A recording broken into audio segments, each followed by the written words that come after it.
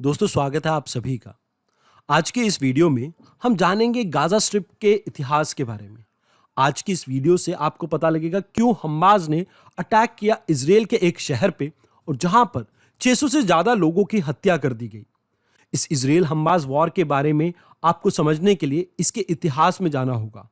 लेकिन इसके इतिहास में जाने से पहले आपको पता होना चाहिए इसकी लोकेशन के बारे में, क्योंकि हो सकता है प्रीलिम्स में इस बार इसकी लोकेशन के बारे में आपको क्वेश्चन आ जाए। तो यहां पर आपको इजिप्ट देखने को मिलता है।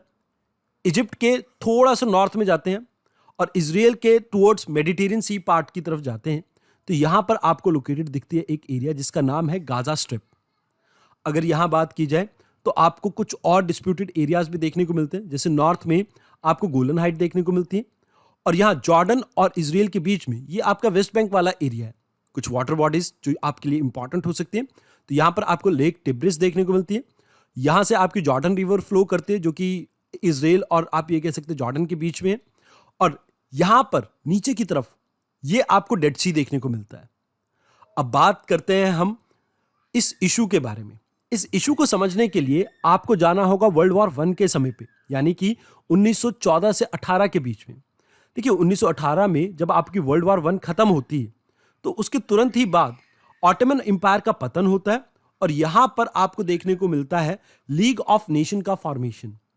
अब ये जो लीग ऑफ नेशन है इसके मैंडेट के थ्रू ब्रिटिश रूल को इस्टेब्लिश किया जाता है इस एरिया में, जो कि इस एरिया को रूल करती है 1948 तक, मतलब 15 मई 1948 तक ये एरिया जो था, इस एरिया को गवर्न कर रहा था आपका ब्रिटिश एम्पायर। लेकिन इस एरिया से ब्रिटिश एम्पायर को हटाने की बात स्टार्ट हो गई थी 1947 से ही। देखिए 1947 में यूएन की एक बैठक में ये कहा जाता है कि ये जो एरिया है, जो आप इजराइल वाला पार्ट देख रहे हैं, इसको डिवाइड किया जाएगा अरब और जूइस के बीच में, खासकर ये फिलिस्तीन वाला जो एरिया है। और इसी में एक टाउन आता है आपका गाजा। ये जो आपको गाजा स्ट्रिप देखने को मिल रही है, पहले ये एक पूरा टाउन हुआ करता था गाजा पूरा। और यहां पर जैसे ही 1948 में यानी 1948 की 15 मई को ब्रिटिश एम्पायर यहां से जाने के लिए शुरुआत करता है तो आपको देखने को मिलता है अरब इजराइल वॉर। यहां पर जो इजिप्शियन फोर्सेस हैं जो इस एरिया में थी, उन्होंने अटैक कर दिया इजरायली इस एरिया पे। अब इसकी वजह से 1948 में बहुत भीषण युद्ध हुआ इन दोनों के बीच में, इजराइल और इजिप्ट के बीच में, जिसकी वजह से ये जो एरिया है वो बहुत छोटा सा रह गया। मतलब 40 किलोमीटर के आसपास, 6 किलोमीटर वाइड, कुछ इतना सा ये एरिया, ये स्ट्रिप सी बच गई। तो इसी वजह से इसका नाम पड़ा गाजा स्ट्रिप।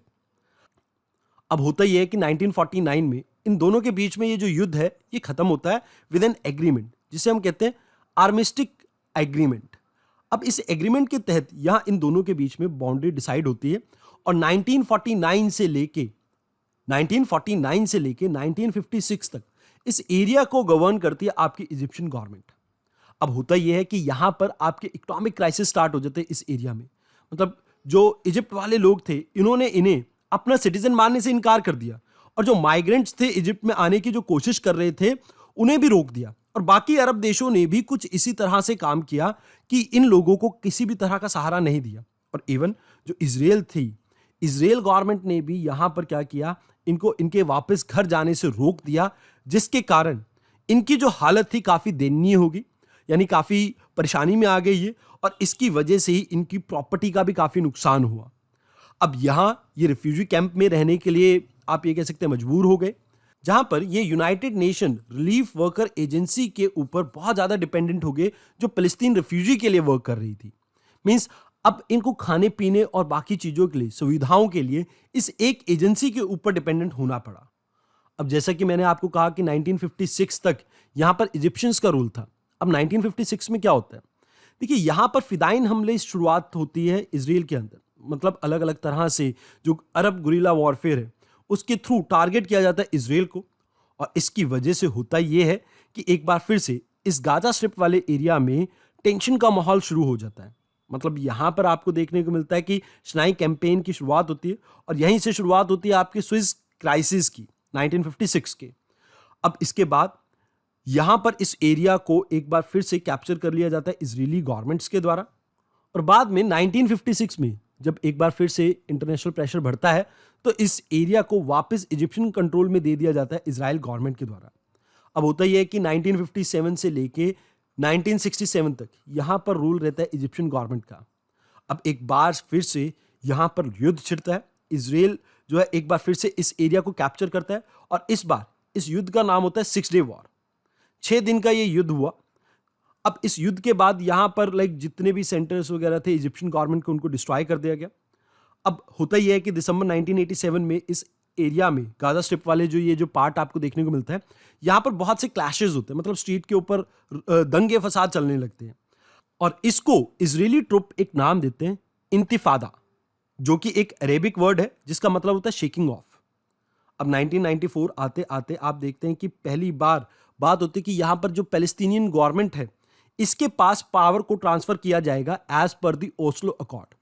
ओस्लो अकॉर्ड के अकॉर्डिंगली यहाँ पर जो लोकल गवर्नमेंट है उसको स्टैब्लिश किया जाएगा। तो इजराइल ने ये साइन किया था पैलेस्टीन लिबरेशन ऑर्गेनाइजेशन के साथ और यहाँ पर ये जो यासिर अराफात थे इनके पास पावर आती है। अब क्योंकि यहाँ पर आपकी इकॉनमी अच्छी नहीं चल रही थी, पॉपुलर जो लीडर थे उनका सपोर्ट नहीं था उनके पास, जिसकी वजह से ये जो आपकी पूरी नेगोशिएशन है वो रुक जाती है। और इसके साथ साथ जो थ्रेट्स थे टेररिज्म के, जैसे इस्लामिक जिहाद के, हमास के, उसकी वजह से पूरी तरह से ये डायलॉग रुक जाते हैं। ओस्लो अकॉर्ड आपका बिल्कुल फ्रीज सा हो जाता है। अब 2000 के आसपास ये जो वॉर है, यानी कि जिसको हम इंतिफादा बोल रहे थे, ये और ज़्यादा एक्सट्रीम पे पहुंच जाती है और इसको नाम दिया जाता है सेकेंड इंतिफादा, या ये कई बार इसे अक्सा इंतिफादा भी बोला जाता है। अब जो इजरायली प्राइम मिनिस्टर थे उस समय के 2003 में इन्होंने एक प्लान लॉन्च किया जहां पर इन्होंने कहा कि भाई इजरायली ट्रुप्स जो है वो पूरी तरह से यहां से विड्रॉ कर जाएंगे, और जो कि हुआ भी। 2005 तक कंप्लीटली इस टेरिटरी से जो इजरायली ट्रुप थे उन्हें विड्रॉ कर दिया गया।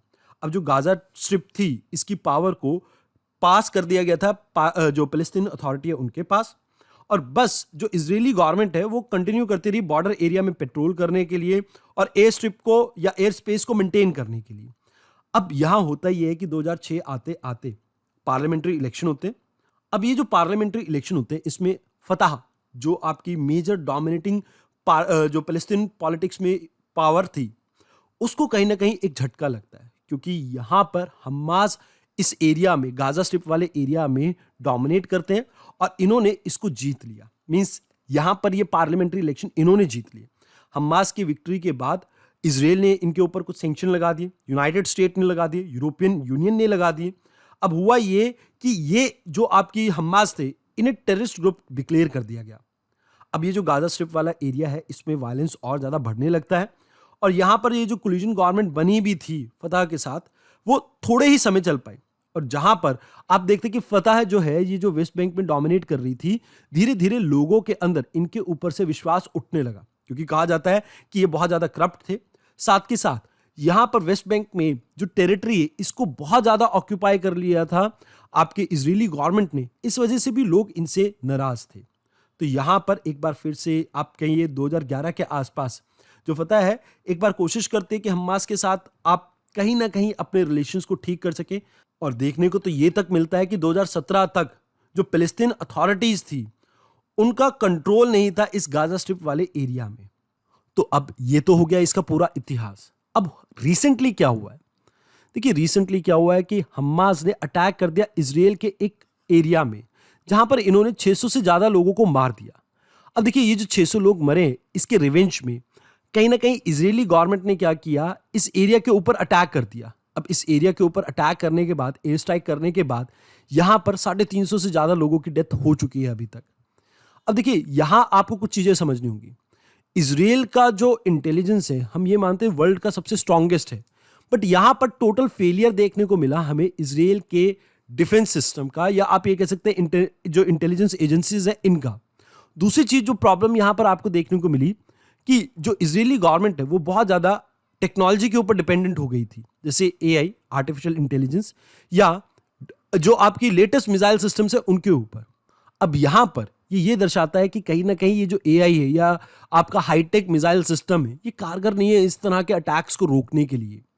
तीसरी बात यहां पे ये आती है कि जो अभी रिसेंटली इजराइल का एक अब्राहम अकॉर्ड साइन हुआ था, अब ये कहीं ना कहीं उसके ऊपर भी इस कॉन्फ्लिक्ट का असर पड़ेगा, क्योंकि जो अरब देश है कहीं ना कहीं हमेशा इजराइल को शक की निगाहों से देखते हैं।